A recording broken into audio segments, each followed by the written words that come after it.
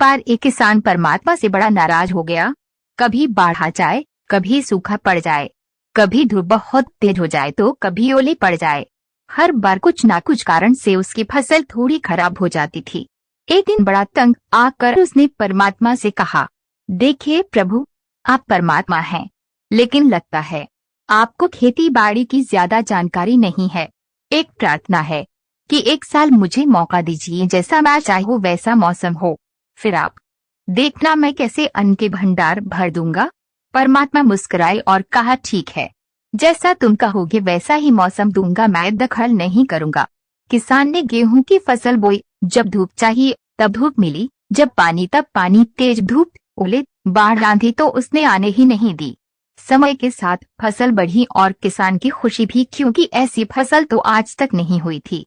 किसान ने मन ही मन सोचा, अब पता चलेगा परमात्मा को कि फसल कैसे करते हैं। बेकार ही इतने बरस हम किसानों को परेशान करते रहे। तब परमात्मा बोले, ये फसल काटने का समय भी आया।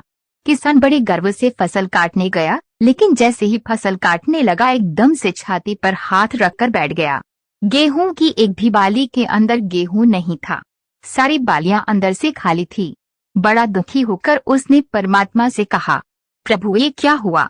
तो होना ही था, तुमने पौधों को संघर्ष का जरा सा भी मौका नहीं दिया।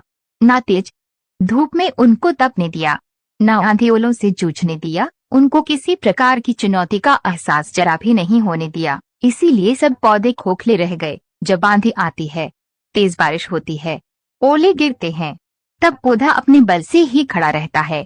वो अपना अस्तित्व बचाने का संघर्ष करता है, और इस संघर्ष से जो बल पैदा होता है वो ही उसे शक्ति देता है, ऊर्जा देता है, उसकी जीवटता को उभारता है। सोने को भी कुंदन बनने के लिए आग में तपने, हथौड़ी से पिटने, गलने जैसी चुनौतियों से गुजरना पड़ता है, तभी उसकी स्वर्णिमा आभा उभरती है, उसे अनमोल बनाती है। उसी तरह जिंदगी में भी अगर संघर्ष ना हो, चुनौती ना हो, तो आदमी खोखला ही रह जाता है, उसके अंदर कोई गुण नहीं आ पाता। ये चुनौतियां ही हैं जो आदमी रूपी तलवार को धार देती हैं, उसे सशक्त और प्रखर बनाती हैं। अगर प्रतिभाशाली बनना है तो चुनौतियां तो स्वीकार करनी ही पड़ेंगी, अन्यथा हम खोखले ही रह जाएंगे। अगर जिंदगी में प्रखर बनना है, प्रतिभाशाली बनना है, तो संघर्ष और चुनौतियों का सामना तो करना ही पड़ेगा।